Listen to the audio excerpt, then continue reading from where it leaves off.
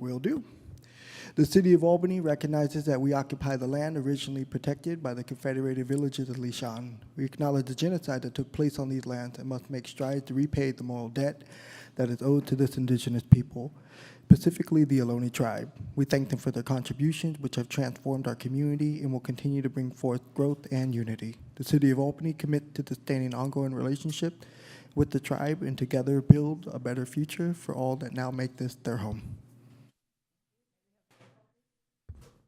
Councilmember Jordan. Here. Councilmember Lopez. Present. Councilmember Mickey is absent. Councilmember Hanson Romero. I'm sorry, Vice Mayor Hanson Romero. And Mayor McQuaid. Here. Thank you. There was no closed session, so nothing to report. Takes us to ceremonial matters. 4-1, proclamation in recognition of LGBTQIA+ Pride Month. Councilmember Jordan, would you read the proclamation, please? Yes, thank you, Mayor, and welcome everybody to Pride Month.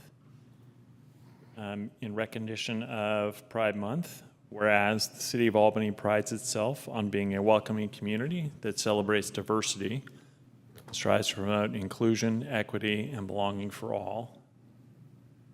And whereas the City Council has affirmed that all members of our community are valued and respected, regardless of where they are from, who they love, how they worship, how they look, their gender identity or expression, their abilities, their economic status, or their political beliefs. And whereas the City of Albany is home to a vibrant and diverse lesbian, gay, bisexual, transgender, queer, intersex, asexual, and ally LGBTQIA+ community, remains committed to supporting the visibility, dignity, safety, and equal rights of all people. And whereas June is recognized throughout the United States and around the world as LGBTQIA+ Pride Month, commemorating the ongoing struggle for equality and celebrating the contributions, resilience, and achievements of LGBTQIA+ individuals and communities. And whereas the City of Albany joins communities across the nation in recognizing and celebrating LGBTQIA+ Pride Month. And whereas the City of Albany recognizes and appreciates the important work of Albany's Pride, LGBTQIA+ advocacy groups supporting students, families, and staff within the Albany School District, their ongoing efforts to support a positive and inclusive environment for LGBTQIA+ youth and families. Now, therefore, be it proclaimed that the Albany City Council hereby recognizes June 2026 as LGBTQIA+ Pride Month in the City of Albany, and be it further proclaimed that the Progress Pride flag shall be flown from June 1st through June 30th, 2026 at Albany City Hall, the Albany Community Center, and the flagpole located at Solano Avenue and Key Route Boulevard in recognition of the city's commitment to equality, inclusion, and pride. Thank you. That brings us to the city manager report. Thank you, Mayor. A reminder of Election Day. Tomorrow is Election Day for the June primary. We have a drop box right here outside City Hall. It's been getting a little bit busier, more visited today, so hope to see that increase tomorrow as well. We also have the Cast Your Vote hosted by Alameda County Register of Voters at the Community Center and the Veterans Memorial Building tomorrow. The Albany Police Department, in honor of Pride Month, as just read through the proclamation, is honoring this month by adding pride patches to their uniforms. The department has approved optional pride patches for uniform wear throughout the month of June. This is one small way for us to recognize and show support for the diversity that makes up the Albany community. The patches were designed in-house by one of our officers, Ryan Welsh, and will be worn in lieu of the standard Albany Police Department patch during the month. Also, the police department recently participated in the 2026 Law Enforcement Torch Run for Special Olympics alongside law enforcement agencies from across the region. The department was honored to help carry the flame of hope and support the incredible athletes of Special Olympics. And they thank their participants and partnering agencies for helping carrying on this tradition. Peggy Thompson Pierce Street Park improvements are coming soon in June. The city will begin construction at this park to make enhancements to access, landscape, and shade. The scope includes installation of an asphalt path, installation of some bollards to protect from vehicle traffic, 2 lumber entry stairs and a handrail, one at the southeast entrance and also near the restrooms, relocation of existing boulders and installation of new landscape boulders, and also installation of 2 shade sail structures to improve the shade for play equipment and aesthetics of the playground. The project is made possible by Prop 68 grant program and local city parcel tax Measure M Parks and Open Space funds. A reminder that quickly upcoming, we have a safety expo hosted by our police and fire departments. This will be held at the Community Center on Saturday, June 6th from 9:30 to 11:30. The theme primarily is disaster preparedness, fire prevention, and everyday safety, along with CERT skills training and gaining practical knowledge and resources for safety of our community. So please take a moment to join us for this event. We will also have representatives from the Red Cross, PG&E, and Albany CERT. We will also have a block captain workshop hosted by the fire department with 2 opportunities to attend on June 16th and again on June 23rd. This will be evenings focused on building stronger, safer, and more connected community through a network of neighborhood block captains. Both workshops will be held at the community center from 6 to 8 p.m. Hopefully you've seen the banners up. 4th of July is right around the corner as well. This year we are celebrating 250 years. As usual, this will be a great event of many family-friendly activities, carnival activities and snacks, food trucks, photo booth, kids zone, Bubble Mania, and an imagination playground hosted by our Albany Police Activities League. So please join us to celebrate together. And a reminder, as noted in our recent e-news, a couple of community events, not necessarily hosted by the city, but supported. There will be an East Bay Public Gardens open house on Saturday, June 6th from 10 to 1. This is a East Bay Mud, Water District, and UC Master Gardener program of Alameda County and Costra County for the first annual East Bay Public Gardens open house. You can visit nearby participating gardens for tips, tours, and resources on how to grow your own garden. Event details are at eastbaymud.com/events. And also there is an East Bay Green at Home tour. Actera is excited to invite all members of the community to East Bay Green at Home tour on June 6th. This event will showcase real homes in Alameda and Contra Costa counties that have embraced electrification, sustainability, offering firsthand insight into the benefits of transitioning away from gas appliances. You can learn more about the tour and register to attend at bit.ly/EBGHT. That completes my report. Thank you. Thank you very much. Are there any council questions or comments? I would just like to thank the police department for having created the patch and having the option to wear it. Touching development. Thank you. Robin, were you going to say anything? Okay. Are there any online comments or any public comments in the room? This is simply on the city manager's report. Any online? No online comment. Okay, great, thank you. Okay, Did you say it's public comment time or not? this is public comment time for the city manager's report. Oh, okay. Now that brings us to good of the city public comment. For persons desiring to address the city council on an item that is not on the agenda, Please note, city policy limits each speaker to up to 3 minutes. The mayor may reduce the time limit per speaker depending upon the number of speakers.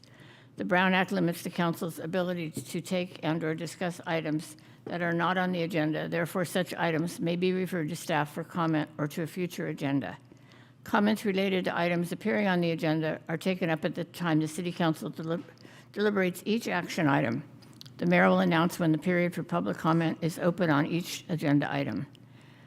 Do we have speaker cards? We do. We have 4, and there's currently 1 online commenter. Okay. You want to call people up, please? Stephen, Peter, Dee Dee, and I'm sorry, I can't make out your name, but that, John, if you could please line up at the podium. Okay, Stephen, come on up.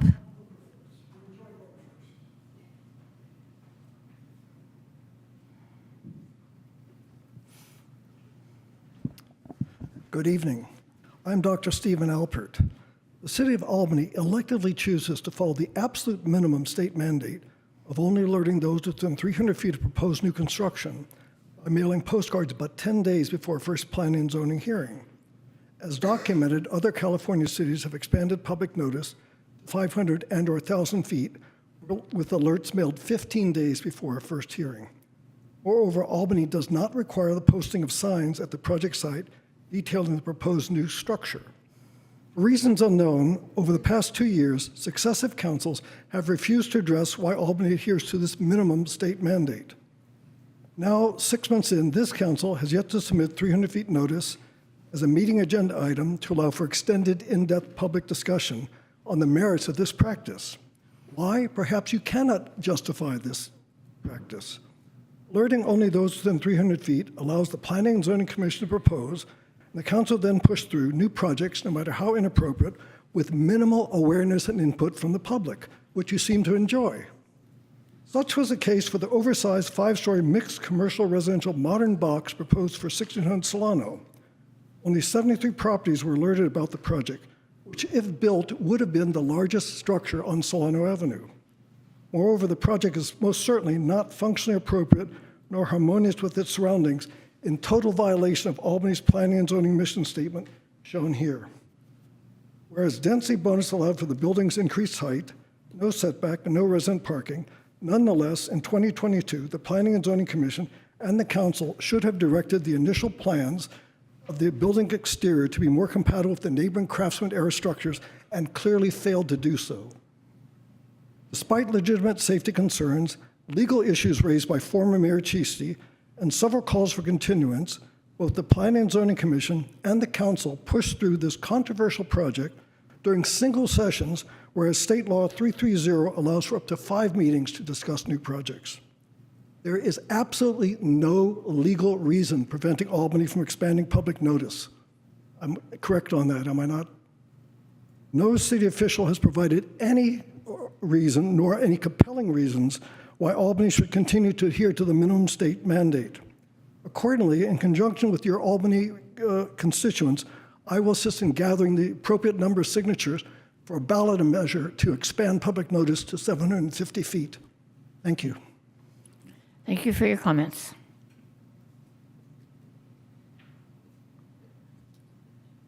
Peter?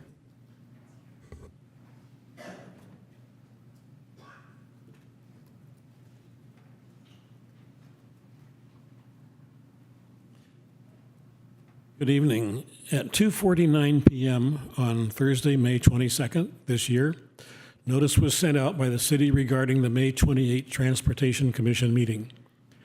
I received the notice in my email inbox at that time. I navigated to the city website as soon as I saw the notice and checked the agenda.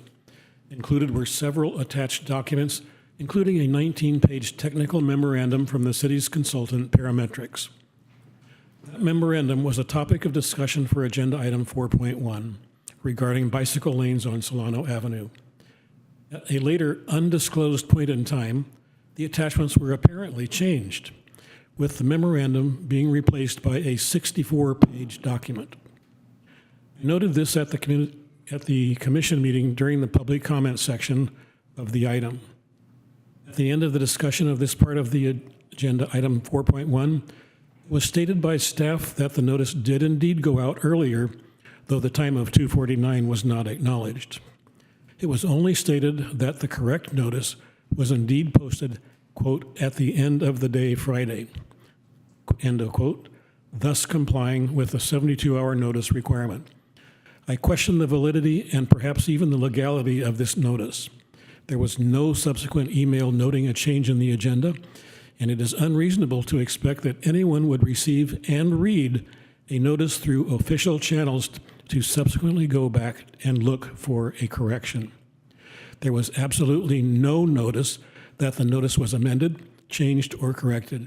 I only found out about the change a few minutes before the meeting started when I went back to the city website to verify what I had read on Friday. I believe there was an obligation, morally if not legally, to resend the official email notice noting the change. As it was, the analysis I made and the comments I prepared were no longer relevant. I would appreciate comments from the city attorney about this possibly improper notice. Thank you. Thank you for your comments. Dee Dee?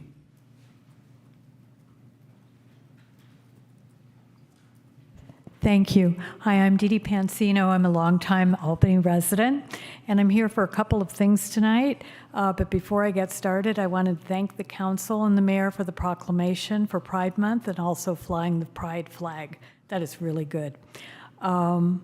Next up, I wanted to talk about Friends of Albany Seniors is going to have a barbecue on Thursday, the 2nd of July from 5 to 7 p.m. Tickets are $12 for adults, $10 for kids. They're now on sale in person, cash only at the Senior Center, and online via credit card or debit card from the comfort and convenience of your home, 724. So we have like hot dogs, we have chips, we have water, we have dessert, we have watermelon, several salads, and entertainment. So it's a pretty good deal. So we hope to see you there. The Friends of the Albany Library, whom I'm also involved with, has a lot of great programs up for the month of June, so I'll read off the list. Save money with container gardening. This is really good. You can grow your vegetables.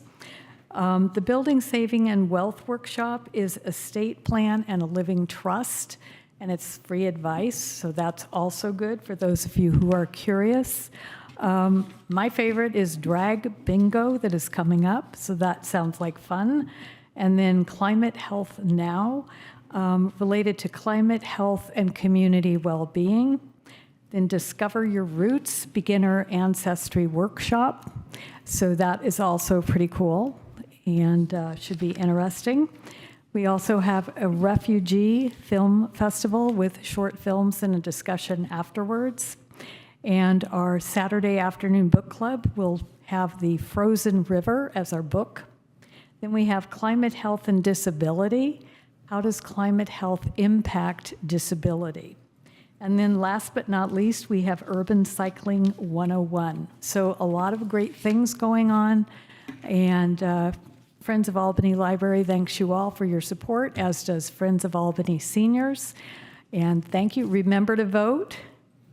I saw in the news tonight that only less than 20% of people have turned in their ballots or voted. It's really easy to do here. I went to the community center. Super easy, super quick. Couldn't have been better.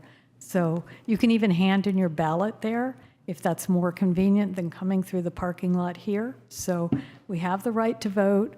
Let's exercise it. And happy Pride Month to everybody. Thanks. Thank you. And I got my hot dog ticket today. I was number 1. Just so you know. Dawn? Hi, Dawn Kawamoto, Albany resident. Recently, the City of Albany sent out an online survey via its city electronic city newsletter asking tenants and landlords of ADUs to fill out the survey, asking a variety of questions like about rents, needed repairs, type of tenants, for example. I think it's great the city's doing a survey, but I think it should be an accurate survey. What concerned me greatly was that this survey was open to the public.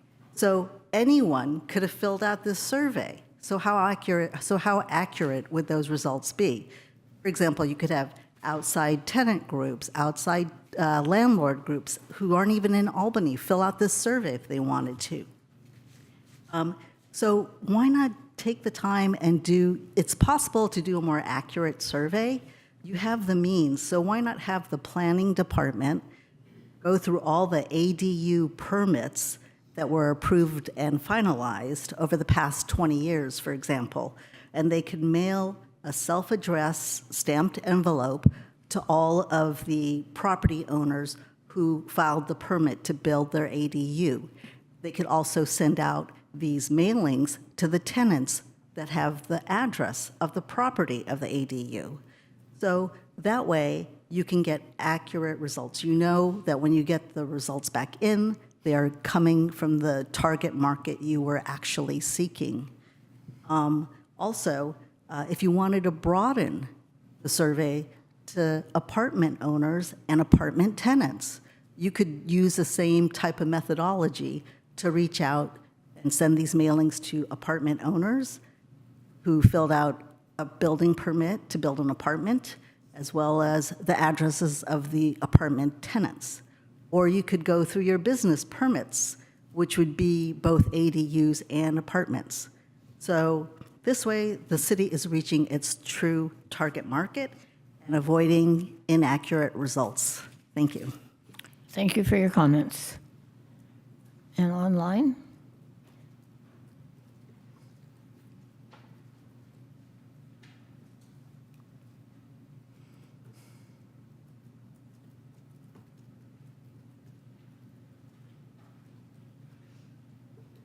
Hello, my name's Aaron Leventhal. I'm an Albany resident, and I want to start off by saying thank you for all of your good work, City Council. I've lived here for many years, and I really appreciate the community that we've all built together. I want to also thank the staff for all the work that you do as well. I'm a longtime business owner in the Bay Area, actually born and raised my whole life here.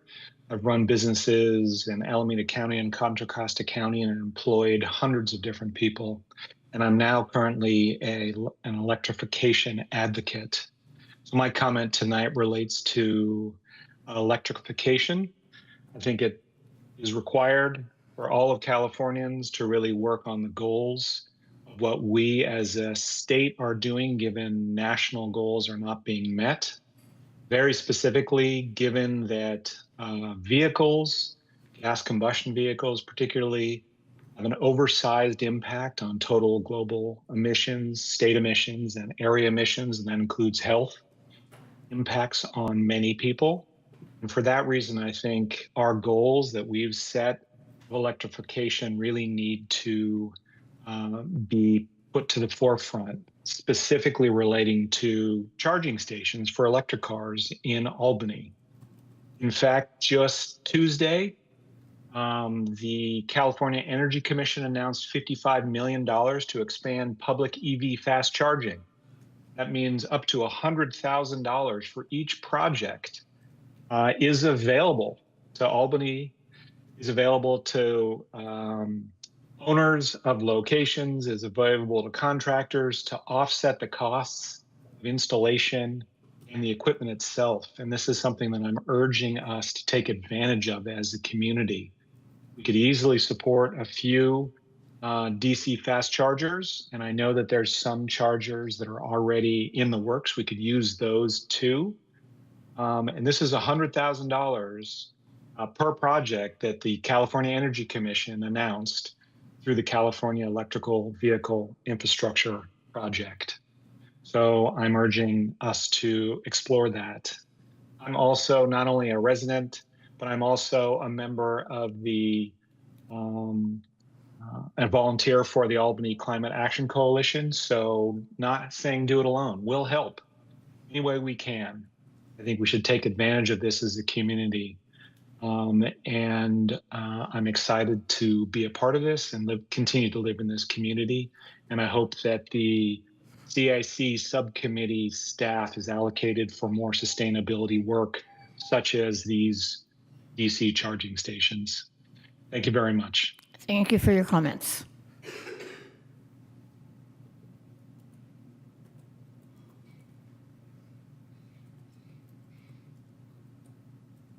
Yes, this is Lucinda Young. I also am a member of the Albany Climate Action Coalition. I want to thank Aaron Leventhal for making the city aware of this newly announced opportunity from CEC for level 3 fast chargers. I know that the city has recently entered into a contract with its electric to hopefully install some level 2 chargers, but so far we have not seen any of these. And level 3 fast chargers are desperately needed in addition to the level 2 chargers. I know the city has, in response to complaints from various members of the public about the city not installing the 5 public EV chargers that had been ordered and had been part of the previous capital improvement plan. The city had indicated they were going to focus on encouraging businesses to install chargers.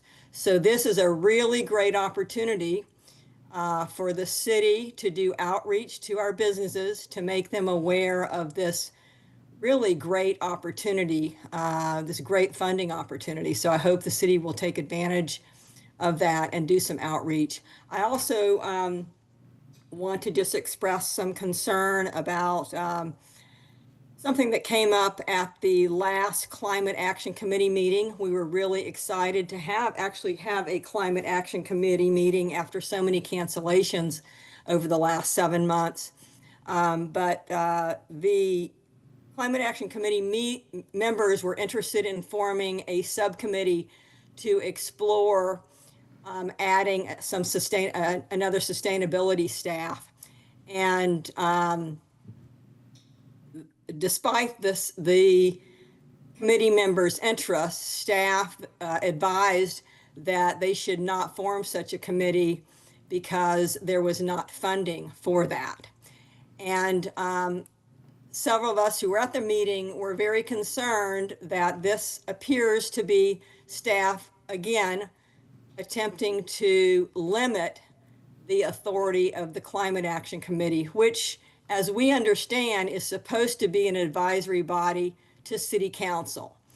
And it should ultimately be a decision of City Council whether there is sufficient funds to add to our sustainability staff. So I just wanted to express that concern that has come up in the past, perhaps some confusion about the proper authority of the Climate Action Committee, which our understanding is an advisory body to City Council. Thank you. Thank you for your comments.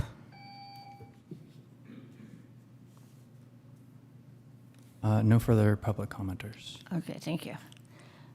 Is there any response from staff on any of the items raised? Sure, Mayor. Specific to the survey for ADUs, I do want to just confirm the great idea that was shared, which we did, in terms of sending it out directly to those who had obtained permits and developed ADUs.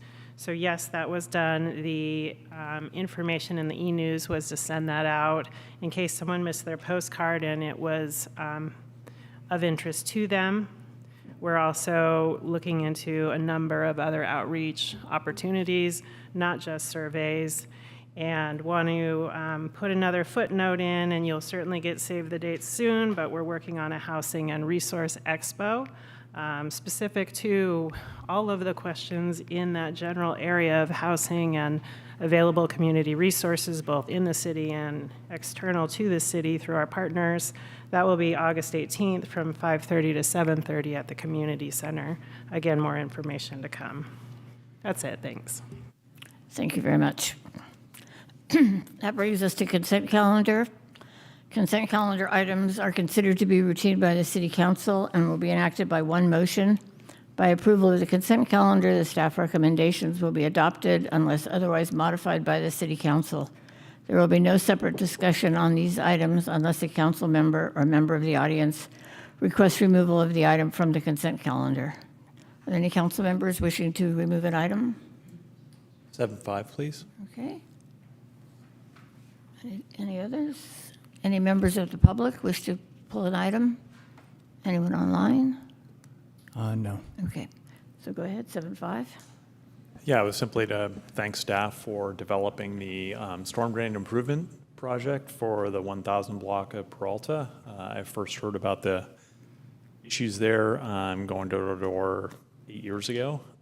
So I'm really glad to see that come forward. And I know there was probably a lot of work involved in getting that together. So thank you very much. Thank you.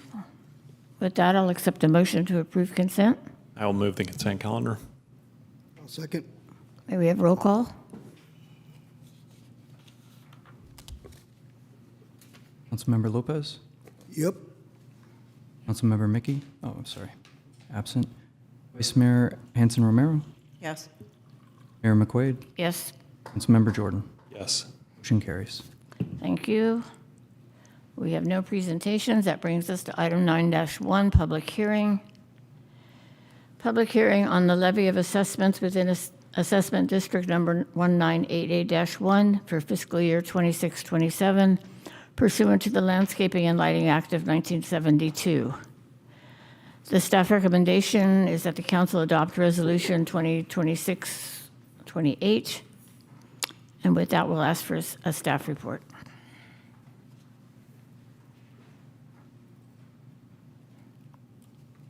Good evening, City Council. This Devora Zotter, Public Works Program Manager. This is a public hearing for the levying of assessments within Lighting and Landscaping Assessment District number 1988-1 for fiscal year 2026-27 pursuant to the Lighting and Landscaping Act of 1972. This is the second step in our annual process for levying this assessment. Per the Lighting and Landscaping Act, the City Council is required to take a number of actions each year that the assessment is going to be levied. These actions include, first, adopting a resolution directing the assessment district engineer, to file a report. Adopting a resolution preliminarily approving the engineer's report and directing the city clerk to provide notice of the intention of the council to levy and collect assessments within the existing district for the next fiscal year. Third, conducting a public hearing upon the improvements, budget, and assessments that are proposed to be levied. And fourth, adopting a resolution confirming the diagram and the assessments for the next fiscal year and authorizing filing the diagram and the assessment with the county auditor prior to August 1st of the fiscal year in which assessments are to be levied. On May 4th, 2026, Council adopted 3 resolutions. First, Resolution Number 2026-20, initiating proceedings. Resolution Number 2026-21, preliminarily approving the engineer's report for fiscal year 2026-27. And third, Resolution Number 2026-22, declaring the intention of the council to levy and collect assessments and setting June 1st, 2026 as the date for the public hearing. 88-1, as we colloquially call it, or Assessment District 1988-1, provides funding for the installation, maintenance, and servicing of park and recreational facilities throughout the city, including maintenance and repair of landscapes, hardscapes, play structures, and irrigation systems at city parks, including Memorial Park, Ocean View Park, the Tot Lot, the Ohlone Greenway, and Jules Terrace Park, Peggy Thompson Pierce Street Park, and so on. This also includes coverage of maintenance of street landscapes as well as supporting our urban forestry program. This funding source also supports our capital program for annual parks rehabilitation and renewal established in our CIP adopted last year. The assessment has not changed from last year's assessment and is set at $75.54 for single-family residential parcels. This assessment has not increased since fiscal year 1993 to 1994. With that, that brings us to the part of our evening where we need to conduct the public hearing, and then council needs to take action on resolution number 2026-28, confirming the diagram and assessment and levying the assessments for fiscal year 2027, ordering the levies to be placed on the fiscal year 2027 secured property tax rolls, and approving the amended annual report, which had a clerical error regarding fund balances that has since been corrected. And with that, I will pass it on to Mayor McQuaid to open the hearing. Thank you. So I will open the public hearing. Are there any council questions? Any members of the public wishing to have a question or comment? Anyone online? None online, no. Okay, I will close the public hearing. That brings us to council comments.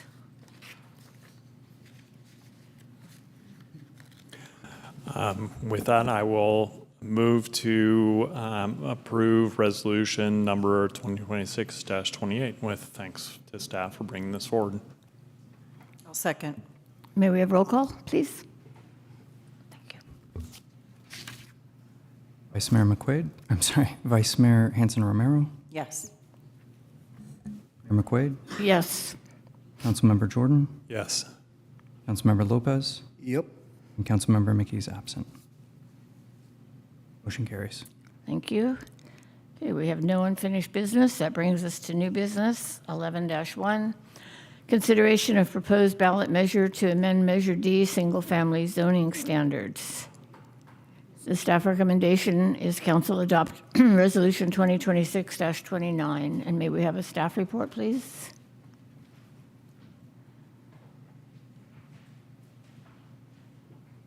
Yes, good evening, Mayor and council members. Happy to be here tonight. Hopefully this will be a pretty quick one for you because I think it's in some ways an easy fix for us.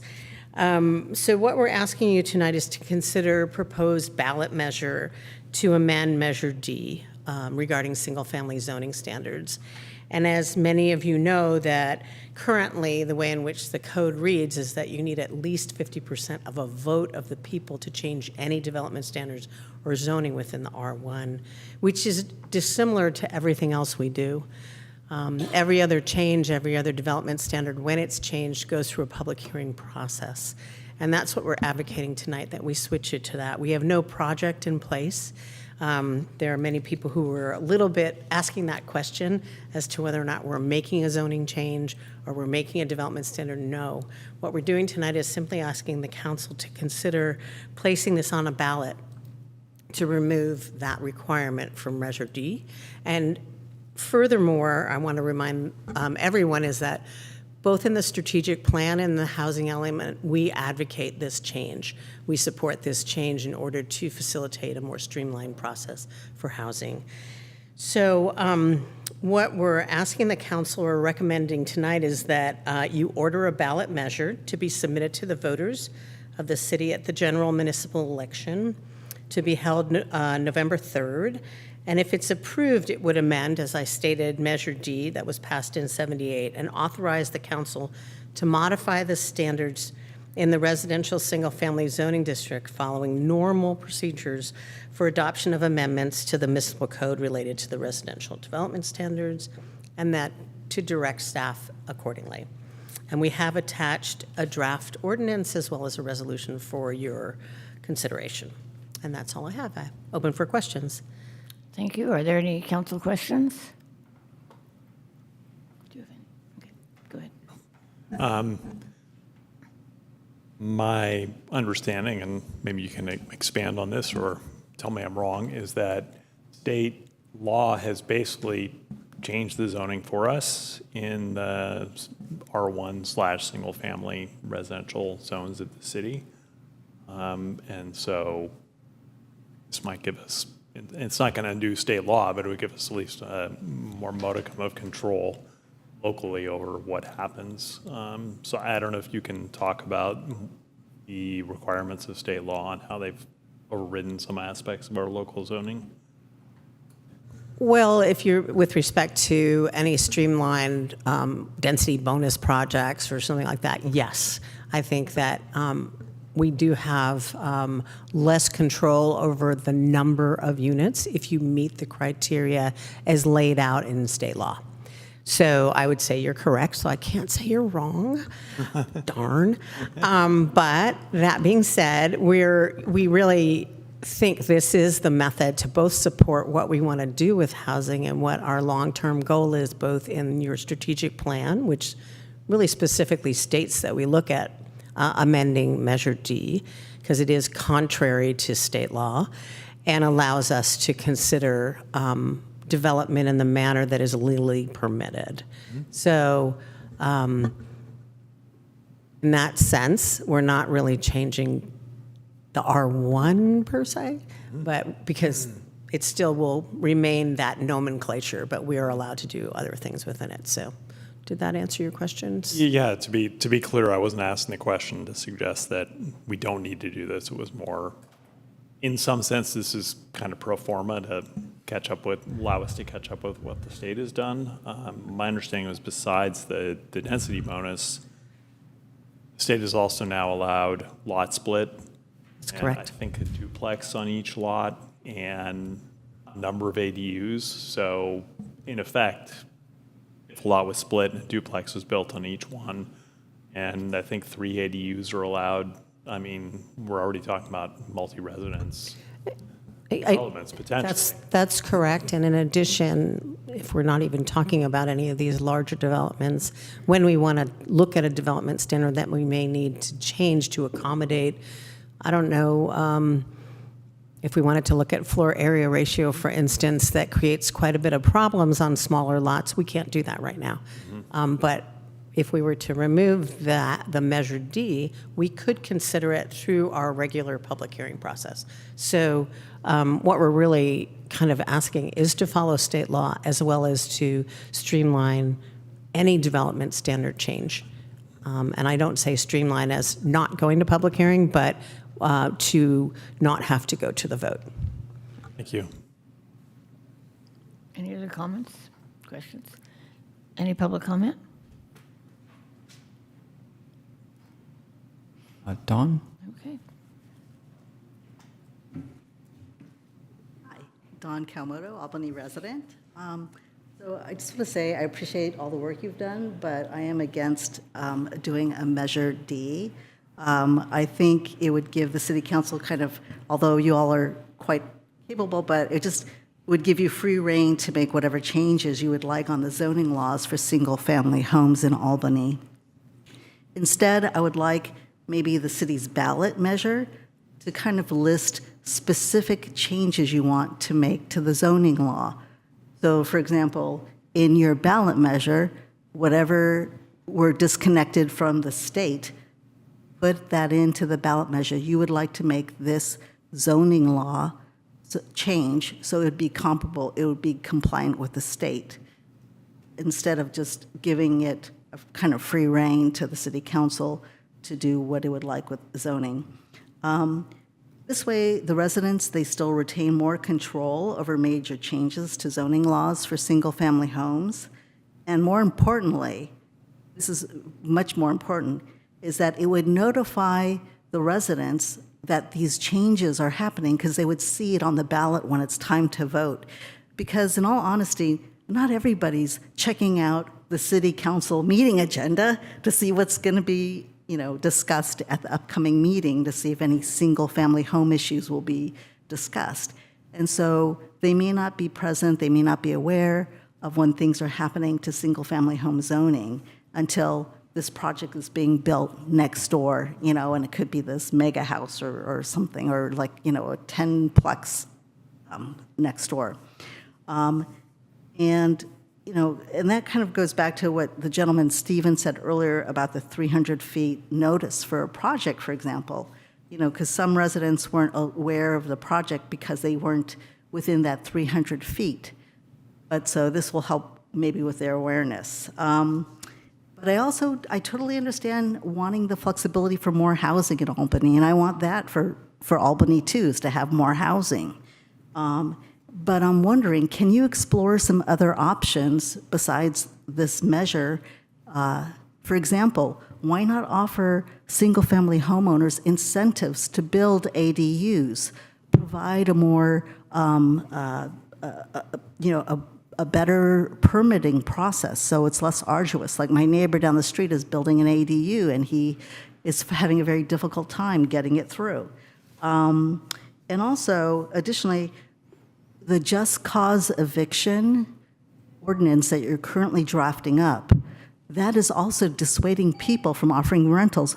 My neighbor across the street, I told her about how just cause eviction, Albany's thinking about it, and she was thinking about renting out her 2-bedroom house.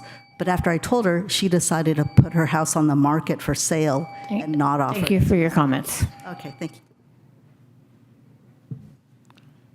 No further public comment. Nothing online? Nothing online, no. Okay. Brings us back to council. Any council comments? I just want to kind of get a response a little bit from the commenter that we heard. Would you care to elaborate on it a little bit? Sure. So what I tried to do in my presentation, but let me try to make it clearer. Perhaps I missed something, which is you as the council don't have sort of the authority to just go ahead and approve something.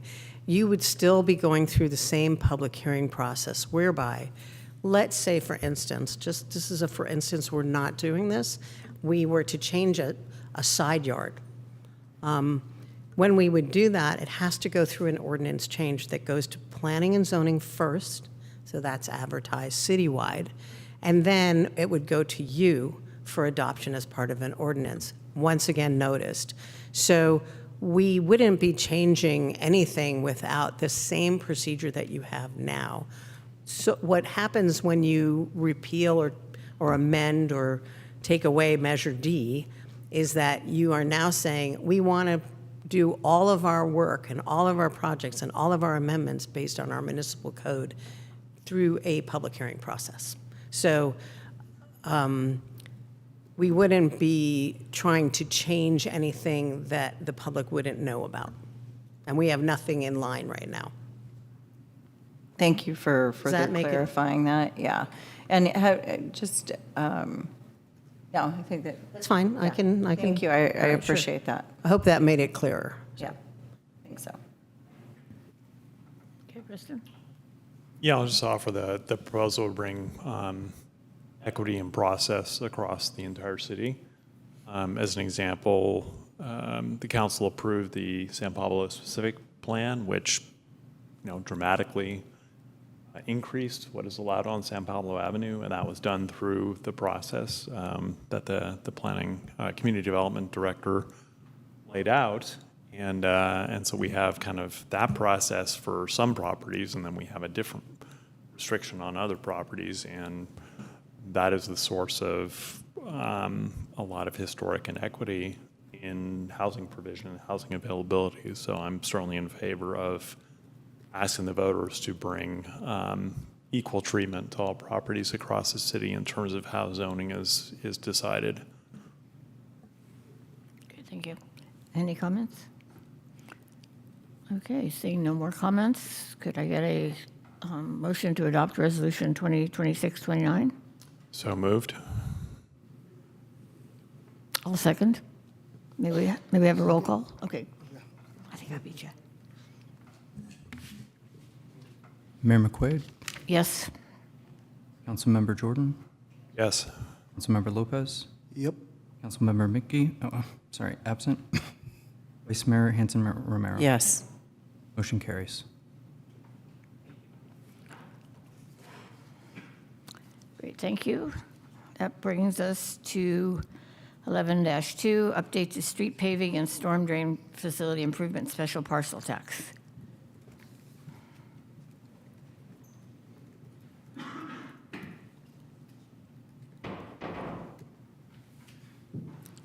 And here comes the staff report. John, do you have the, you got it. Well, I'll start. I'm Mark Hurley. I'm the Public Works Director. And let me get settled here.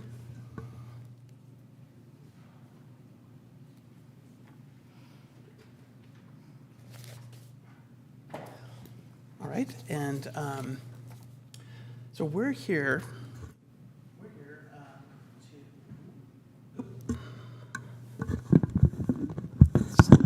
All out of the way here. We're here to seek direction on a potential update to Albany's street paving and storm drain facilities tax. This proposed action is in response to the sale of Golden Gate Fields property to a public energy, or potential sale, which would transition the two parcels to becoming publicly owned and therefore not taxable. This change in tax status would significantly reduce the revenues collected by this measure and impact the work that we do. So tonight we're asking two things. One would be, do we want to proceed with an update of the tax? And then two, what sort of approach do we want to do on the methodology? And in the following slides, I'm going to talk a little bit about the details of the current tax, and then we've modeled two approaches for updating the tax. I have online Amanda Welker from NBS. She has helped us with the modeling, so if we get into some questions about that, we will tap her if needed. So can I get the next slide? So here's just some basics on Measure F. It was established in 2006, and its purpose is to generate funding for improvements such as repairs, rehabilitations of streets and storm drains. And you can see on the right here, we have a sort of top 10 list of projects that have been funded through this measure over the years. The first 3 or 4 bullets are projects that we have currently going, and then in the past 10 years, it's had Adams repaving, Marin Phase 1, lots of pavement maintenance projects, Marin Curtis, Marin undergrounding, and the Brighton Green Streets project. This is a really important measure for us. As I've talked with other agencies, they don't have a local measure, and we've used this not only to fund projects, but also as matching funds for grants, so it is really important.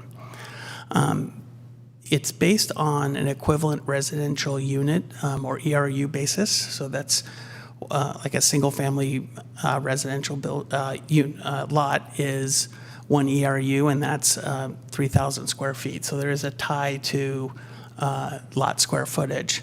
And then multifamily and condos is 75% of the ERU, and then non-residential is essentially a square footage based on 3,000 square foot with a minimum 1 ERU per residential unit.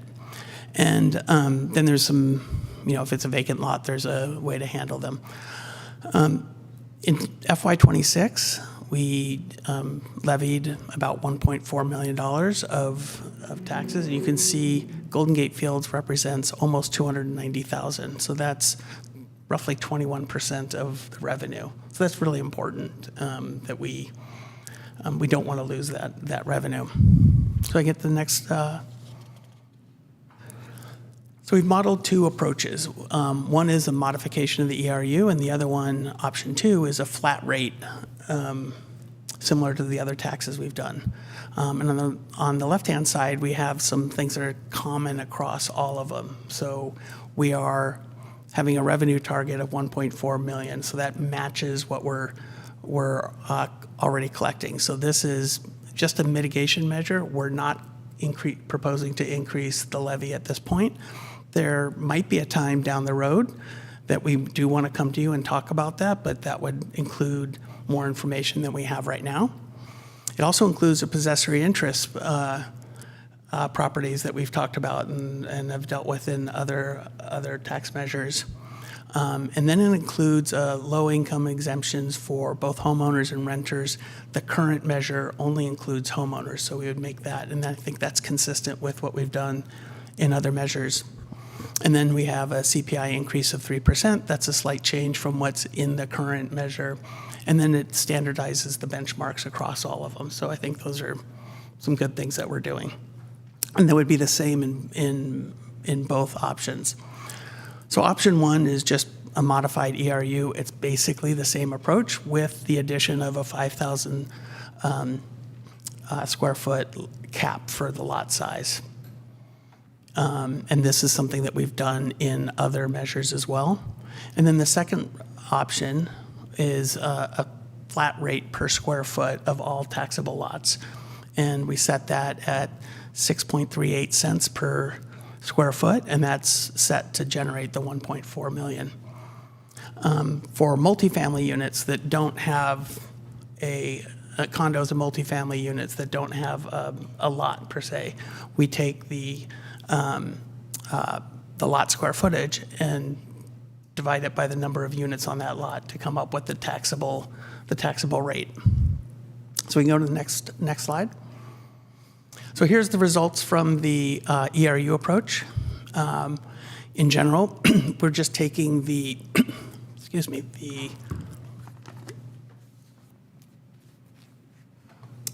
that's better.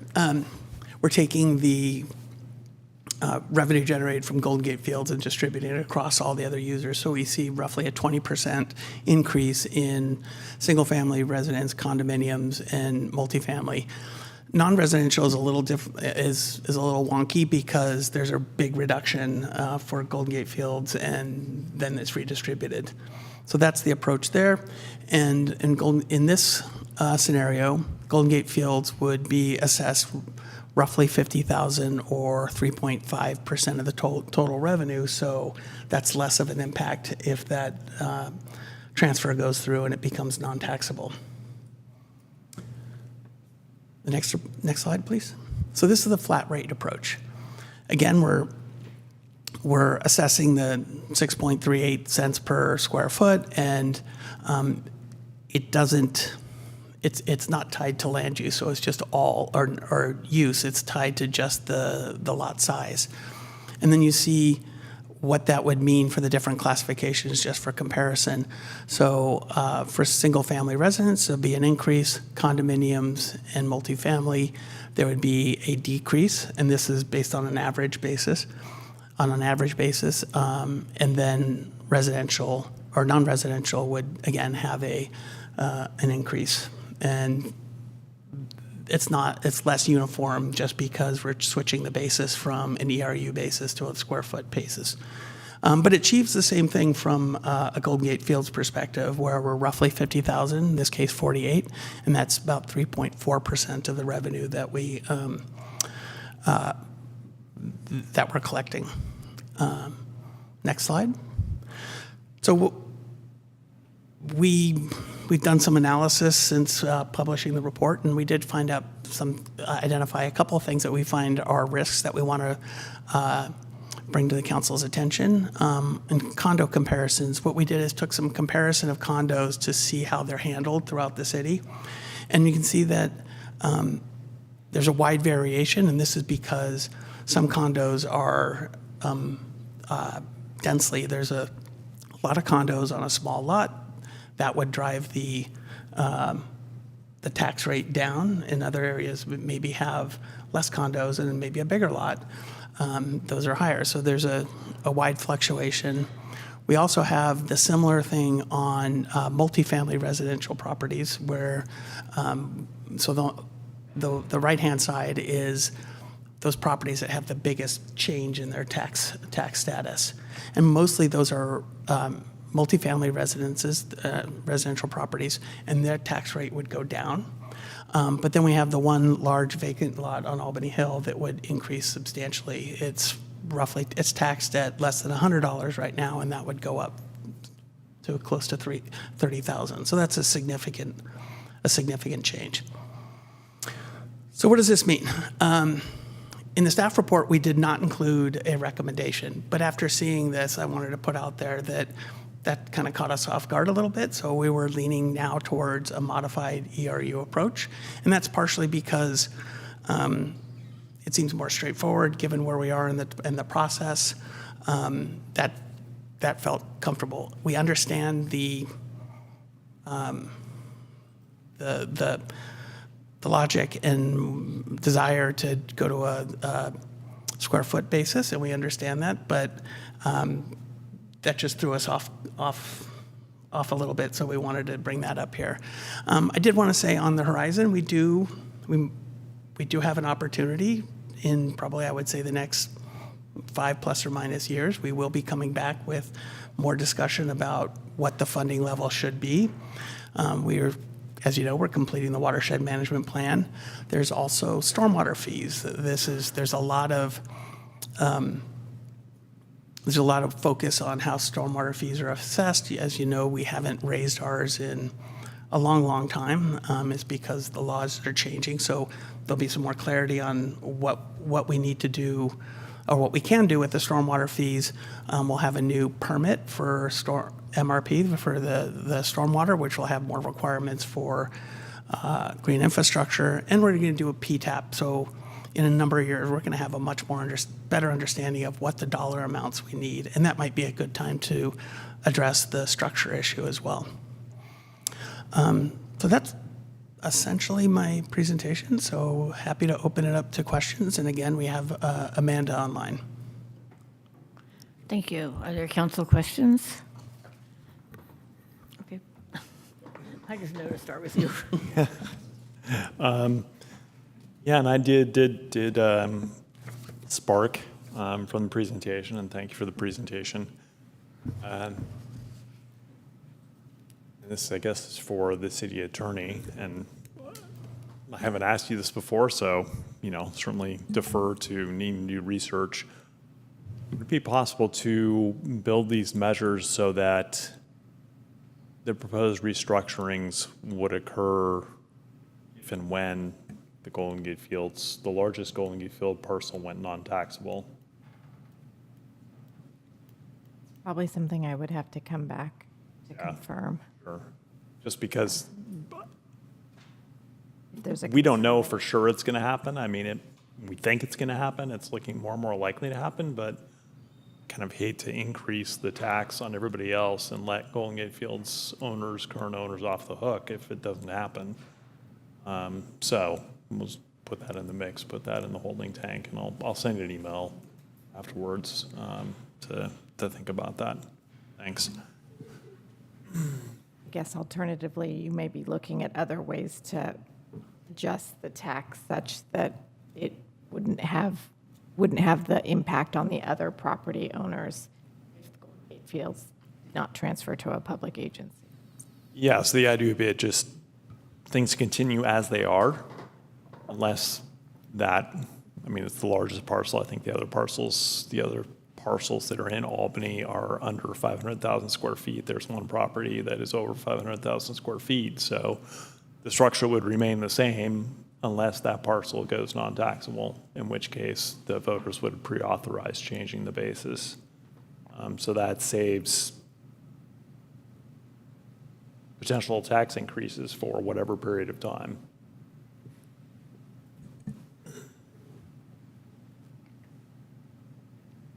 Thank you, Mayor. Sure. So I'm sorry, I'm a little bit confused. You mentioned that you're recommending the modified ERU approach. Could you tell me more about that? Yeah, so that was done basically when we saw this data. We were thinking of where we're sitting right now in terms of understanding what that meant for the tax. This is the variances within the condos and the large fluctuations. In terms of our ability to be doing more modeling and understanding that better and making sure we have a clear understanding of what that means, we don't have a number of meetings to work that out, plus with all the other things on our plate. So that's driving our recommendation. So what would, and I'm sorry if it's in the report, I'm not remembering it. What would be the rate for the modified ERU? If we can flip back a couple of slides. It's roughly a 20% increase across the board. So it's what's in here already. You're not Yeah. modifying it from this. No. That's Yes. where I was confused. Yeah, I thought sorry. Maybe you had a whole different plan, and I was like, No. wait, I don't know what he's doing. No, the modified. It was the modified. Okay. It's basically the addition of the 500 square foot. Okay, so it's cap. table one, basically. The table one in the Okay. report, as well as the first table in this slide. Okay, perfect. Now I got it. Now you got it. Sorry about that. I thought there was a whole different one, and I was like, wait. No. Oh yeah, we're hiding that one, Wilton. Not that smart. Okay. Great, thank you. Any other questions? Jennifer? Just one on the vacant lot on Albany Hill. Now, has there been, I believe it's been sale for a long time, but I've spoken to the listing agent before, and she said that several people have approached it, but not really had any real solid plans that they could do anything with it. I'm just wondering about, like, how are they going to be impacted as the parcel owners with this? Or are they not in that one? John, can you go back to the?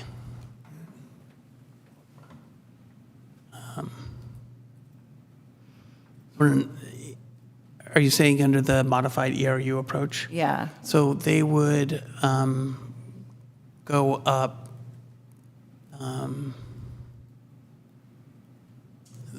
They would go up probably roughly 20%.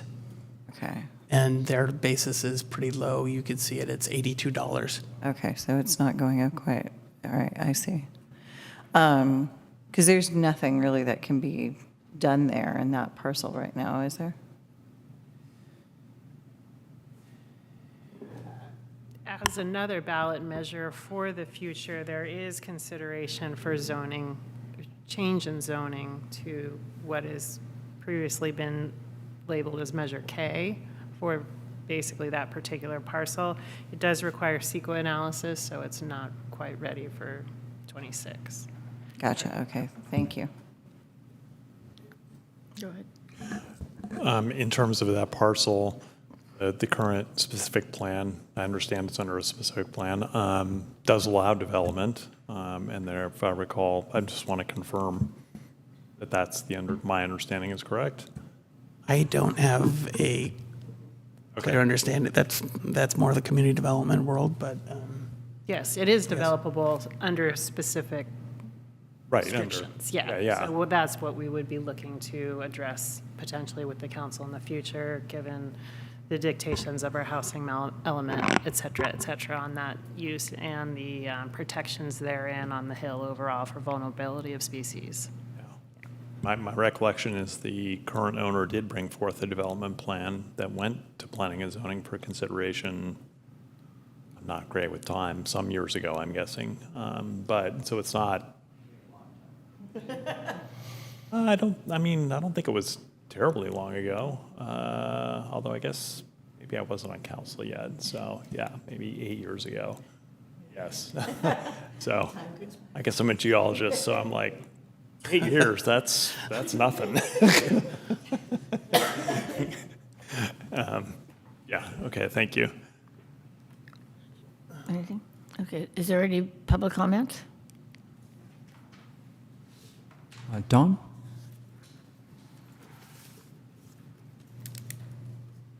Hi, Don Kawamoto, Albany resident.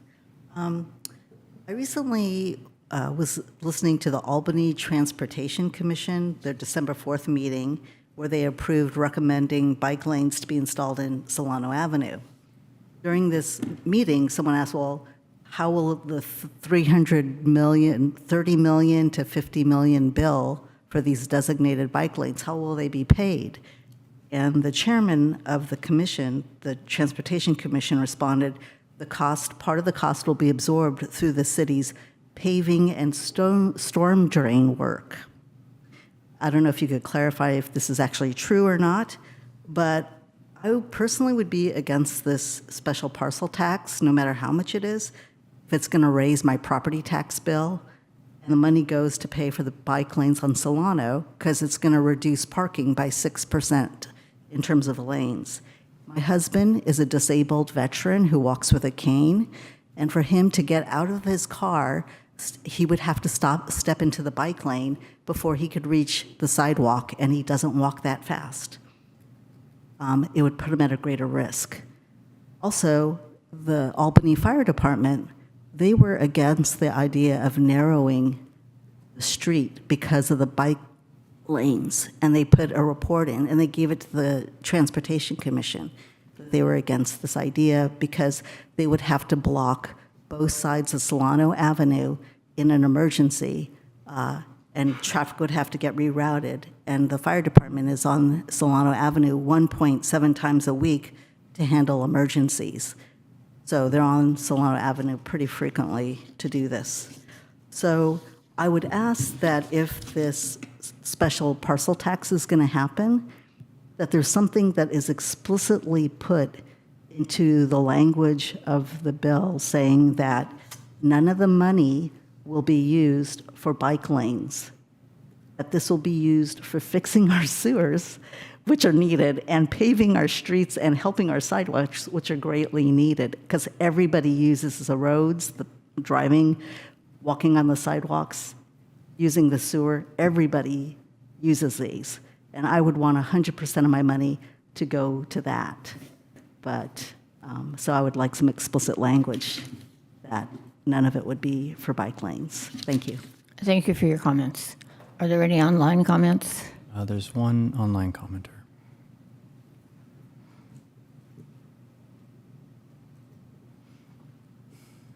Evening, this is Elaine Stelton, and I'm speaking for myself.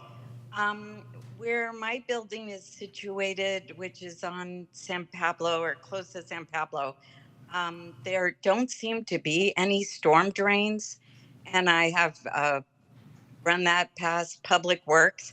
So when Preston Jordan was speaking about equity, I would say I would love there to be some equity with storm drains, because that particular area, Solano near San Pablo, just floods so badly during every major downfall. And that is a real challenge for me to deal with on a annual basis anytime there are heavy rains.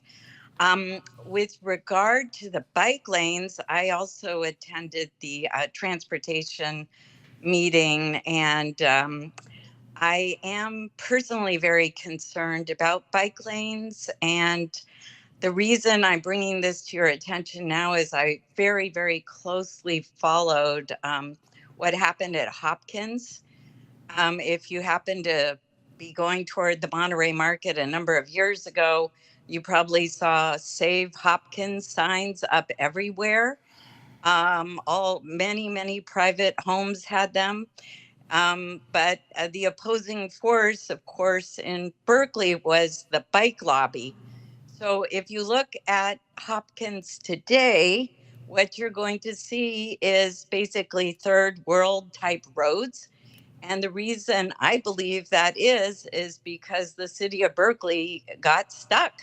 They had the bike lobby on one side, which we could have in Albany also. And then we had private homeowners and shopkeepers that did not want bike lanes. So what do we have but huge potholes, terribly bumpy roads? And I don't want to see that happen in Albany. I want you guys to get your storm drains. I think they're very important. But the minute you tie bike lanes to that, I'm just about can guarantee you, because I followed the Hopkins situation very, very, very closely for many years, what you're going to get is two opposing forces in Albany, and you actually won't be able to accomplish anything. So please consider what might happen if you choose to pit the bike lobby against residences and shopkeepers. Thank you so very much for your time and your service. I truly appreciate it. Thank you for your comments. Is that it? No further online commenters. Thank you. Okay, that brings us back to council deliberation. Any thoughts? Start with you. You don't have to say anything. No, excuse me. Sorry, I'm very low-key today. My voice is a little down. much running Just want to yesterday. thank city staff for that report. I think normally I'd have a lot to chat about this, especially on this end to compensate for John. But I do want to express that I appreciate staff coming to light with their recommendation of modified ERU. I think for a while, going back and forth with the report, felt on the fence about where it's leaning here, but after seeing how variance was accounted for, that provided me a lot of clarity, and I appreciate that. I know nobody's a fan of having any type of increase in cost of anything in this world, but the reality is we have a lot of infrastructure in the city that we need to take care of, and it is a societal responsibility. And I don't think what we have on the table right now with the modified ERU runs the risk of breaking people's bank to make this happen. So my comment for now is where I stand. Thank you. Over here, Preston. Yeah, I support moving to tax per square foot of land. We already have that for the property tax to fund sidewalk repair, which was passed by the electorate last election. And maybe you could put up the slide that had the additional information that wasn't in the staff report, if you would, Deputy City Clerk. But on its own, maintaining street pavement is primarily not related to use.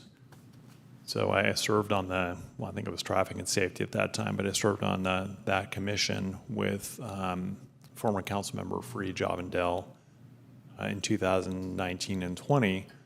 And we discussed maintenance of pavement. And just for those who might be listening and don't know, he was at that time, the director of transportation for the city of Berkeley. And he said, you can basically ignore passenger vehicles entirely in thinking about pavement quality because their load is so low compared to trucks. And for streets that are primarily local, the pavement degradation is due to aging, not due to use. And so if you think about that, most of our streets are local. Most of our pavement area is on local streets. And that means that it's about land area. It is not about number of residences. So an apartment building is not degrading the pavement. The residents of an apartment building are not degrading the pavement around them any more than the residents of a single house on the same size property. So there's definitely an equity issue there. And further, economists strongly support a tax based on land in urban areas because that provides an incentive to use the land for its highest purpose in terms of zoning. So if somebody chooses to use their land at a lower density and enjoy the benefit and the luxury of doing that, then that's their choice.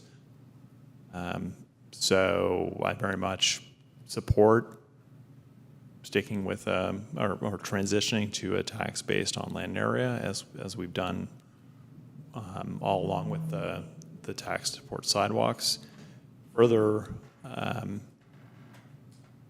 think if that table can be put up on the screen, it provides, I think the next one, So this one you can see number of parcels in the first table. The condo comparison is the number of condominiums, because each condominium is considered a parcel. Yes, that's Okay. exactly it. So you can see that most, over 500 of the 600 or so condominiums would see a reduction, which I believe they deserve because, again, they're using the land at a higher intensity. And there's another element of this, which is we are considering another measure, which is the EMS, ALS fire protection measure. And that's going to increase, potentially, the cost for condominium owners. And so this provides some balance to that. It makes it so that I think as a package, You know, it's on me ultimately to campaign for these measures, and I would prefer to be able to present them as a package that provides a balance between them. So when I looked at the combined, if you go with land for this tax, which they say there's a engineering and physical rationale for that, and you go for building square footage for the other one, which is where we're headed, which has a rationale because EMS utilization is based on number of residents. You put those together, and basically the average for condos is going up about $130 a year, and the average for owners of single-family residence is going up about $140 a year. So it really balances between the two. So I encourage the council not to look at this in isolation, not look at the other in isolation, but think about them as a package as well. I mean, as I've described, I think having it based on land area is fair in isolation, but I think it's also fair when you look at what we're trying to do with the other measure. So on the report, which table are you supporting? Any of the above? I'm supporting the one that's based on a tax per square foot of land. I'm not looking at the report right now. So With a cap? with a cap, yeah. Although, again, if this trigger idea is possible, then we don't need a cap. Because the cap is to insulate us immediately from the possibility of Golden Gate Field's largest parcel becoming non-taxable. And I'm suggesting this other approach that we have a trigger so that we don't have that property owner getting an immediate dramatic reduction when they're still the private property holder. So if a trigger is not possible, then we could put in the cap immediately and everybody else will have to pay more taxes. But if a trigger is possible, then we don't need the cap. I mean, the cap would be, could have it in there, but it would be of no consequence because once that parcel goes non-taxable, there is no other parcel that is over 500,000 square feet, if my understanding is correct.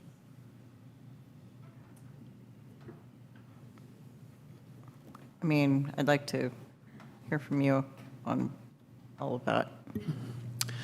I believe it is correct that there is no other parcel that would be subject to the 500,000 square foot cap. I believe the Albany Hill property is like 470, and that is the next largest parcel. I think the target parcel might be kind of in that line, and that's further down. So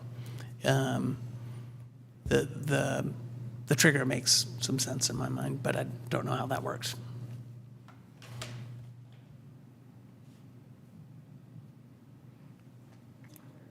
Really, at this point, it's a council decision on which, number one, whether this should be considered as a ballot measure that we will assemble, and number two, what the preferred methodology is. And, you've heard the pros and cons of both, so really looking for policy direction at this point. Okay. So does it make sense to take a vote first on whether we want to do it at all? Does that require a vote, or? So 1 and 2 on your staff report, so yeah, you could consider whether or not you want to do it and then give us direction on the methodology, and it will be a return back to you at a subsequent meeting with the final language for consideration. Okay, well, that makes sense, because if we don't have the votes to do it, we can stop talking. That's true. Okay, so is there a motion to give staff direction to pursue this storm drain facility, street paving, special parcel tax? I will so move with the additional direction to explore the possibility of having trigger language for when the restructuring of the rate change would occur. Could I talk you into just yes or no, and then come back to the trigger in a minute? Okay, sure. So I'm moving with accepting the friendly amendment. I'm moving just to proceed with developing a measure, a new street paving and storm drain facility improvement special parcel tax measure. Okay, great. Is there a second? I'll second. May we have roll call, please? Councilmember Lopez? Yep. Councilmember Mickey's absent. Vice Mayor Hanson Romero, Yes. Mayor McQuaid, Yes, Councilmember Jordan. Yes. Motion carries. okay. Now we know we're doing something. Okay.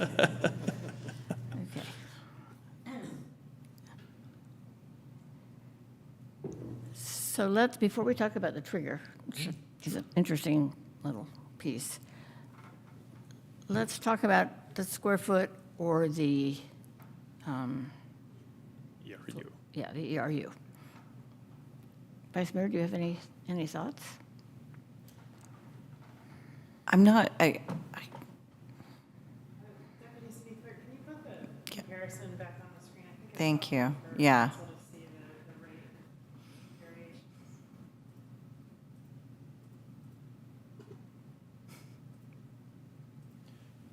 I think that was maybe the prior table, the one with the averages. Yes, it's in 2 slides. Yeah. Yeah. Well, no, go Right, back. Go back. It might be in the stack. Yeah, there it is. Difference percent. And I understand what you're saying is being able to pair it with the other. It's like, okay, you're going to go up, but you're going to go down here, Either one, they're not. vice versa, that kind of thing. So it kind of gives an even playing field in that sense. It gives it more, it's more palatable that way, I would have to say. I mean, again, as Councilmember Lopez put, nobody wants things to increase in price, but there's things that we have to do to get things done. And then, let's see, go to that other slide and one more time. Not that one, sorry. So, wait, is this the vacant lot?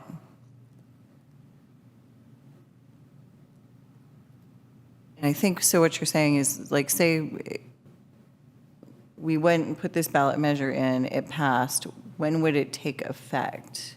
And again, that's the part of the triggering is like all of a sudden that money could go down immediately for Golden Gate Fields then, right? Yes. And I believe if it gets passed now, it would go on the tax measure for fiscal '28, I believe. The bill, The bill. The bill would hit the bills in fiscal '28. So 27, 28. But, and we don't see any really end in sight currently for Golden Gate Fields as far as.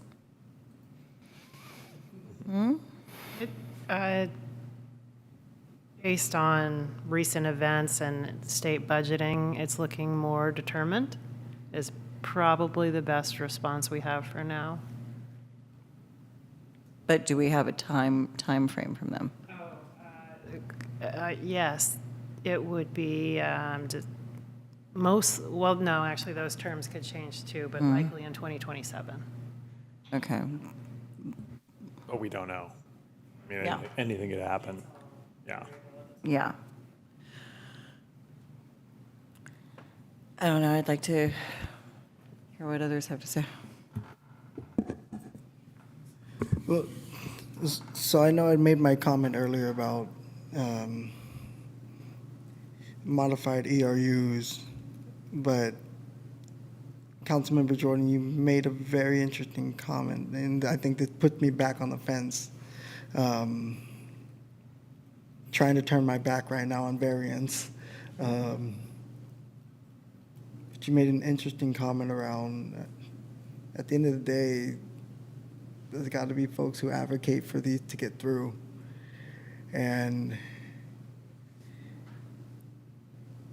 I mean, I've heard from public comment in the past here at the dais that sometimes the information that comes down to folks seems a little convoluted. And honestly, just given the amount that we're potentially expecting to be on the ballot this time around, your comment does make me a little queasy inside about, okay, well, how would I potentially pitch a handful of ballot measures to folks to get things moving forward so that anyone who's at the dais can be effective and productive and have the resources to work with for city staff to function. And it tears me because, again, like I said, I'm on the fence, and I think this might be like one of the only 2 times that I may potentially go against a staff recommendation. Don't hurt me, Mark. I better not find any pop tires. But I think before I'm ready to make any decision, I think I want to hear a bit more from you, Councilman Jordan, about that logic. Sure. And I think a bit more specific also around lot square footage method. Yeah. If you could kind of walk us through that in layman terms. So maybe it kind of helps to separate the policy question from the political question. So on the policy question, I think it's most dramatically demonstrated that we have an 11-acre parcel that's paying $82 a year to maintain roads. You think of that as being a parcel in the city, and the roads that are around it still have to be maintained. They're still degrading, mostly due to age, as I described. And so it's essentially getting a free ride. So that's essentially the argument for why per square foot of land makes sense. Because whether there's something on it or not, the roads around it, the roads that it requires to have around it are degrading. And everybody else is subsidizing maintaining those roads because that parcel creates a hole in the middle of our city. On the political question, it might help to think of what the ballot question will look like. So in my experience, the ballot questions are generally say, the average single-family residence will be paying this versus what it paid before, and the average condo will pay this versus what it paid before, something like that. And so as you saw from the other table, you're potentially going to have one measure that says, if we go with a flat rate per building square foot, you're going to have one measure that says single-family residences aren't going to have much change. Condo residences owners are going to have a big increase. This measure would say single-family residence owners are going to have, this increase, and the average condominium owner is going to have this decrease. And so you're going to have a symmetry between those two, with the subtext that the reason we're doing this is because we're seeking to protect our city against this giant parcel going off the tax rolls. So, and to the extent that people find it complicated, I mean, again, I'll point to the property tax to fund our sidewalk repair, which is admittedly of, only a fifth of this or something like that. People didn't find that complicated. Going door to door for the prior EMS, ALS, FP fire protection measure, which as it currently exists was based on land square footage. And the reason for that was to put more of the load on commercial than residential. I can only remember one door where the person that answered really kind of understood the implications for them of doing this. So I would suggest that when we hear from constituents, it is like a very minor portion of the constituency that actually thinks through the implications in substantial detail. Most look at just the logic of, okay, it's per land square foot. That makes sense. Yeah. That's in some ways more understandable than this ERU thing. I mean, it took me a while to wrap my mind around ERU when I first encountered it a decade or two ago. Okay, so why is a condo 75% of a single family residence? Like, what's the rationale behind that? Well, kind of just throw a dart at the wall and see what the number comes out as. So I don't know if all that's helpful or not. No, that helped a lot.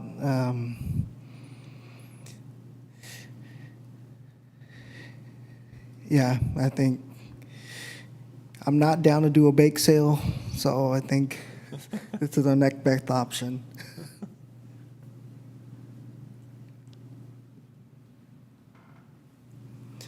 With that said, I think if language in the motion is right, based on what you've been trying to edge through here, I think I can get behind that this evening to help in the spirit of trying to move things forward, because time is of the essence right now. I have one other quick comment or question for staff.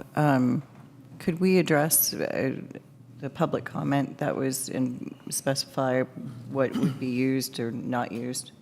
Yeah, this is specifically for paving and storm drains. And maybe an example is what we did at on Marin. We rebuilt the storm drain system, and we would do that regardless of what goes on top. So that would be the same thing on Solano if we were to use that, do that project. We need to upgrade the storm drains. That's where this money would go. We need to pave the road. That's where this money would go. There would be pedestrian safety and potentially bike lanes and a whole bunch of things, street trees, lighting, that would be funded from different sources. So this source would not be funding that. It would just be the Paving and storm storm drains. drains. I just want to Yeah, re-clarify that. One of the things I like about this is this funds our core program, our core work. So that's how we use it. Sounds good. Thank you for explaining that. So you recommended, or staff recommends, the ERU method. Is there a huge downsize to the square? That recommendation was based on not understanding this result that we got earlier today. So you were amending the staff recommendation? We did not have a staff recommendation. We didn't see a huge difference either way, but then when we saw this result, we dug in a little deeper. We wanted to raise it, and in my thought, it was based on needing to do additional analysis to understand what this meant and the implications of that.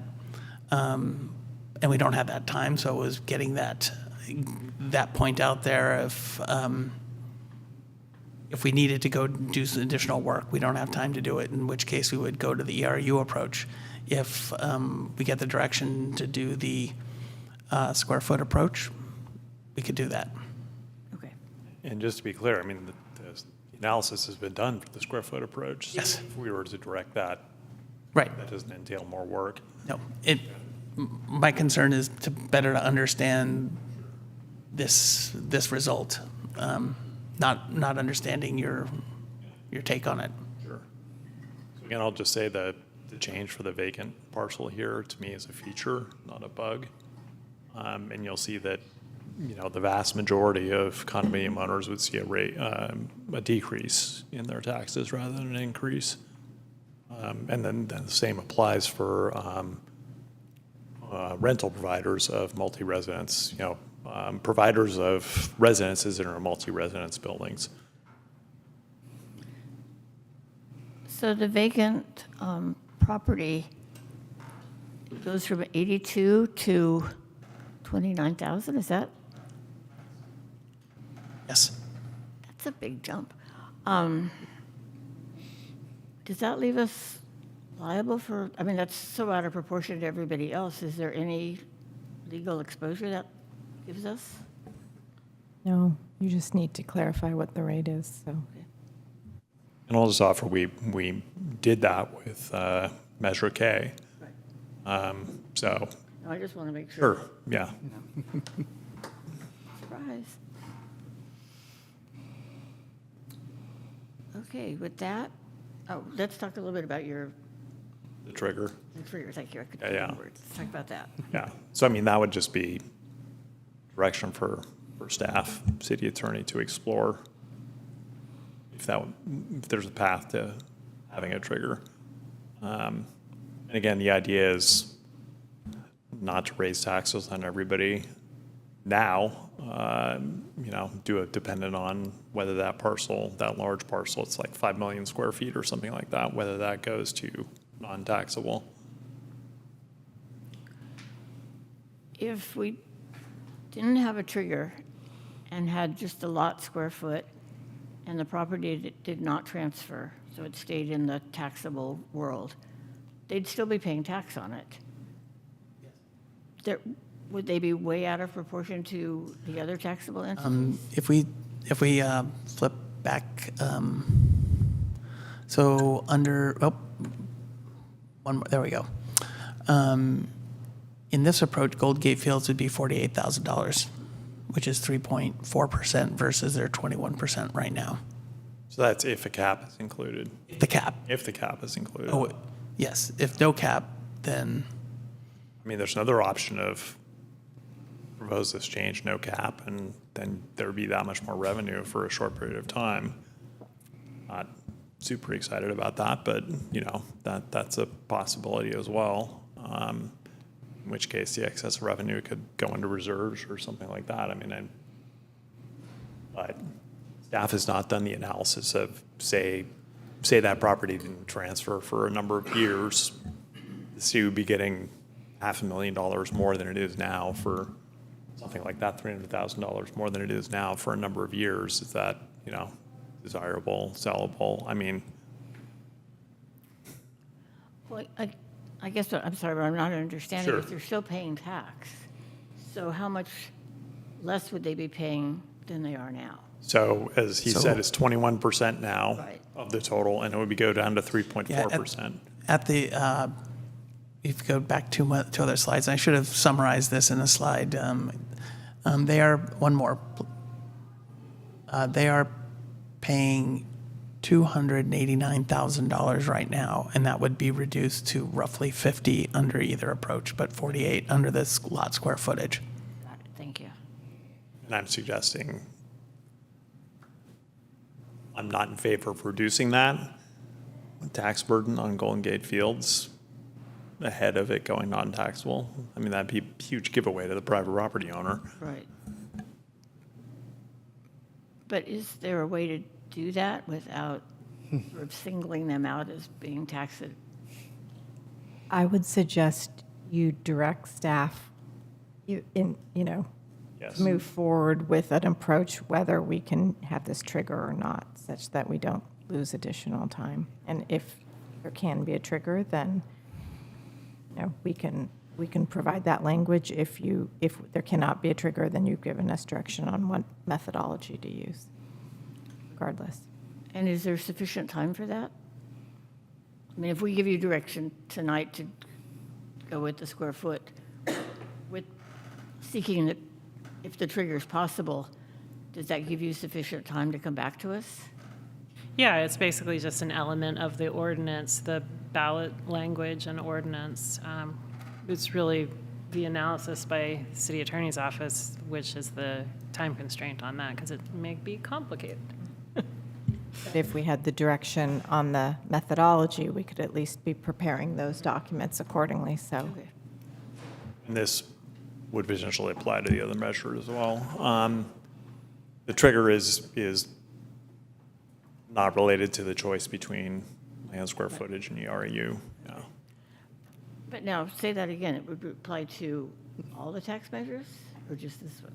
Well, it could apply to the EMS, LS, FP one that we're contemplating as well, which is even more sizable of a change than this one. Right. Because Golden Gate Fields currently is about $500,000 of revenue, if I recall correctly, on that one.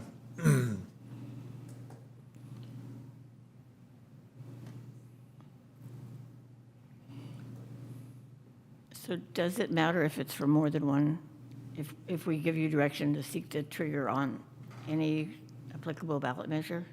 I don't know that we can do We don't that have that tonight. Yeah. agendized. Right, So- yeah. Okay, so So we'd be looking into this issue. I think, as I mentioned, if you just give us direction on this, then we can move forward with the research accordingly and still prepare the documents based on the methodology. And as your city manager indicated, it would just be additional language if we could utilize the trigger. And then for each separate tax measure. If you wanted to use similar language, Okay. you would hopefully already know the answer. Okay, that's kind of what I meant. Okay, is there any other discussion? I'll go ahead and make a motion. Yeah, so I move that staff prepare the updated street pavement maintenance and storm drain maintenance special parcel tax measure based on land square footage, and that staff also look into the possibility of having a language in the measure that would be a trigger for when the restructuring occurs based on when, say, a parcel over 500,000 square feet in the city becomes untaxable. I'll second.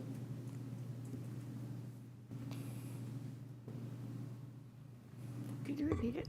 Yeah.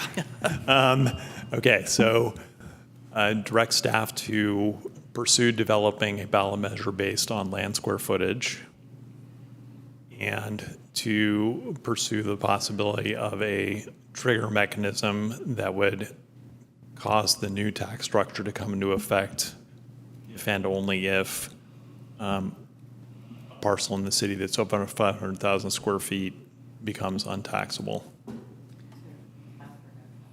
Yeah, that's what I was, Well, if the trigger mechanism works, then the cap is of no consequence. So I think we're going to have to. If it doesn't work, then did you? I mean, again, I'm really opposed to that size of a giveaway to a private property owner, reducing their taxes by $240,000 a year. So I'm on the fence about the cap, so I'm going to leave the motion the way it is.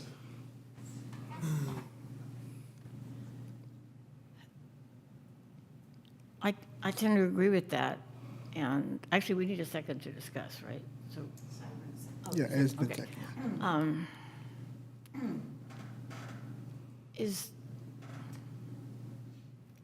trying to think how we can do this. Can we change if there's a cap or not when you come back with the final language?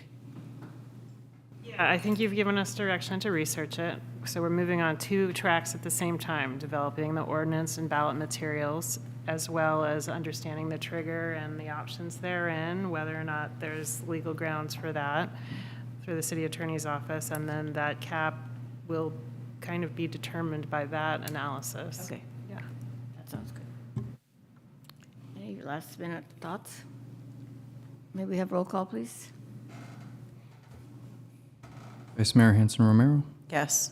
Mayor McQuaid, Yes. Councilmember Jordan, Yes. Councilmember Lopez, Yep. Councilmember Mickey is absent. Motion carries. Thank you.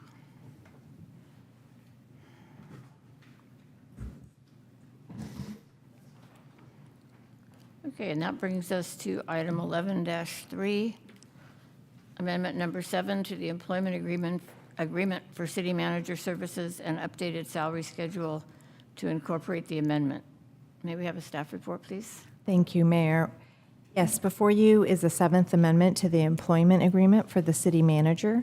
At your last meeting on May 18th, the City Council conducted an annual performance review and requested an amendment to the city manager's contract to increase her base salary to $326,934, which would be effective July 1, 2026, should you approve the 7th Amendment. In addition, what is before you is an update to the salary schedule to reflect that new compensation. Again, that would also be effective July 1, 2026. Happy to answer any questions. Okay, are there any questions? I think it would be useful for anybody that's watching now or in the future to know what % increase that is over the current compensation. I don't think that was stated in the agenda material specifically. No, if you just give me a second, Sure. I could do that. Okay.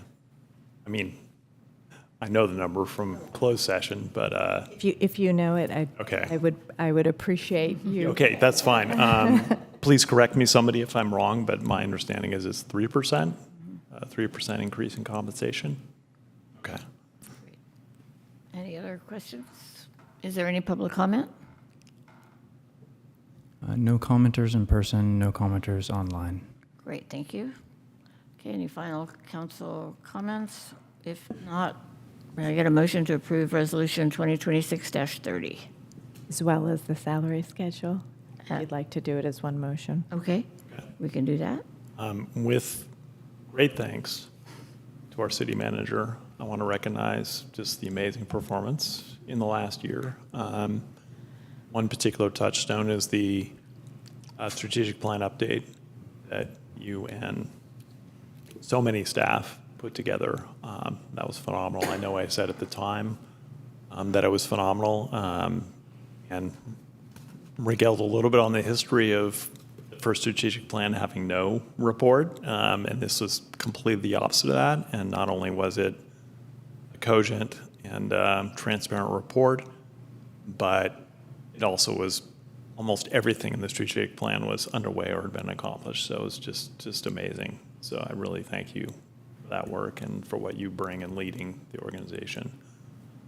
With that, I will move Resolution 2026-30, as well as the salary schedule effective July 1st, 2026. Is there a second? I'll second. May we have roll call? Councilmember Jordan? Yes.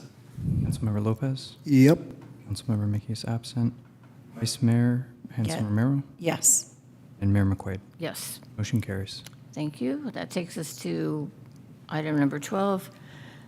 Council Subcommittee reports on appointed representation of Albany and other meetings and events. And we have a whole month's worth of stuff because we didn't do this last time because it was late. But we have lots of time tonight. Sorry, Mala. All right. No, I'll go last. Oh, you go first. You always come up with something, I was like, oh yeah, I was there. Okay, Vice Mayor, where have you been? So stopwaste.org board, they are doing grants for schools up to $50,000 for reusable foodware purchasing, dishwashing equipment, dispensing systems, off-site dishwashing services. So right now they're working with 43 schools across 8 districts, and they've made the switch to reusable foodware. 4.8 million single-use foodware items avoided every year across participating schools, and $215,000 in annual savings across all schools from reduced purchasing and lower garbage bills. So some pretty amazing stuff going on with the stopwaste.org group. So that's kind of all I have to report that I can think of, because I can't remember what I did yesterday. I know some things you did. Wow, that's very exciting. So let's see, Mosquito Bay District meeting, the board passed its budget, which continues to amaze me what the agency accomplishes on such a low amount of funding per property. Came with us all from being annoyed. No, I didn't bring a friend tonight. I will send to the city manager staff. Some of the staff were interviewed by KTVU and did an amazing job. It was 3 of them being interviewed, and I think it's just a very informative interview. So I'll send that link to the city manager so she can distribute. On the Alameda County Transportation Commission, there was a commission meeting, and 2 bits of big news there. I'll start with the executive director review and changing compensation, particularly the latter, because there's a very small chance you might hear about that. So the commission approved increasing the executive director's compensation by 10%, which, as the chair said, in all his years of elected service, which are many, he's never done anything close to that. So some words on sort of why that happened. The executive director is new as of this last year. he was hired at a compensation level that was far below the midpoint of the range. His performance has been astounding, amazing. This last year, I could go more into that, but I won't belabor that for now. And so the 10% was comprised of three components. One was to bring him closer to midpoint of the range, still not actually at the midpoint, because the range has also moved up based on a compensation survey across a number of transportation agencies. And so it was to in recognition both the range moving up, trying to move his compensation closer to the midpoint, as well as cost of living adjustment. The other big news is that the guidelines for granting for the 2028 comprehensive investment plan were put out, and those were 40% on project readiness and 50% on needs and benefits and 10% on matching funds. Interestingly, small cities are absolved from having to put a mandatory match forward, Albany being one of the three small cities. In terms of needs and benefits, those are comprised of general benefits, equity, which includes priority development areas, of which Albany has two along its main corridors. Safety, so improving safety, and safety specifically on the high injury network, of which Albany has two corridors that are in the high injury network. Climate, so reducing greenhouse pollution, economic vitality. So those would be the structure for which staff will be trying to calibrate what to apply for grants for and which match those weighting criteria most closely, so that we can have the best chance of succeeding. Okay, thank you. Councilmember Lopez? Yeah, trying to figure out what order to go here. I did attend the CalCCA Community Choice Association 10-year anniversary on representing Ava Energy as one of the board members. I found it to be a very enlightening experience. I thought I was already pretty well versed in the idea of clean energy and just also the options that are available. But being there and knowing what the folks at different CCAs are doing on the ground was very enlightening. I also heard, I had to Google this during the meeting just to verify, because I thought someone was messing with me. But it was announced that there are more EV chargers in the state of California than gas nozzles. And I looked that up, and I was pretty impressed to see that that was verified. Additionally, also on that trajectory of talking about Ava Energy, they are actively expanding the unincorporated San Joaquin County, so our network is getting much larger. As elected, being able to connect with other electeds in the Ava jurisdiction. You may, if you're on social media, if you follow Ava at all, you're probably going to see random target ads around expanding in unincorporated San Joaquin County. But it's exciting time. With those exciting time, just like what we deal here at the dais, we're also actively trying to go through Ava budget conversations, and I believe our next meeting, we should be looking to finalizing that. We are having some back and forth around funds to be allocated for community development, but just given the uncertainty right now, there's a lot to be discussed. So I would encourage people to tap into the next meeting, and if you feel so moved, to provide public comments one way or the other. Also, did have an opportunity to attend the swearing in, or the changing of the guard, I should say, of our fire chief. Bittersweet moment to see Jim leave, but very excited to see what our next fire chief has in store for us. As I told Jim, as long as our fire chief has the same energy he had to go up to bat for our city, I trust we're in good hands. Lastly, I helped co-host a Bike to Wherever Day Energizer station here in Albany at Marin and Masonic. Also had the presence of Mayor McQuaid. It was a really fun community event, as always. Happy to report that we had 506 cyclists cruise through in that 2-hour block that we were there. I think that says a lot about, folks using alternative transportation to get from place to place. I do want to note an interesting story, though. There was a young Latino kid who was riding his bike through, and he was just going to cruise right past the station, and he had seen me, made eye contact. It was the type of eye contact you make when one person of color sees another person of color, and you're like, what are you doing in this neighborhood?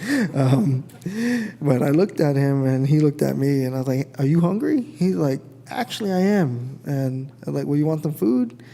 He said, am I allowed to? I said, yeah, you're allowed to. And he's like, oh, what's going on here? I see you guys got bikes. And I told him, explained to him what's going on, and he ended up getting himself hooked up with a new bike belt. It was a really wholesome moment to see. And in the course of talking with him, he was telling me that he commutes from the city of Berkeley to El Cerrito to go to school, and to go to middle school at that. And I just thought how amazing it is, how our communities served as that, connector for people to make that commute, and that, here's a young kid making that intentional decision to do so. But that's just one of many amazing, incredible stories that I heard that day from many of our community members and those who were passing through.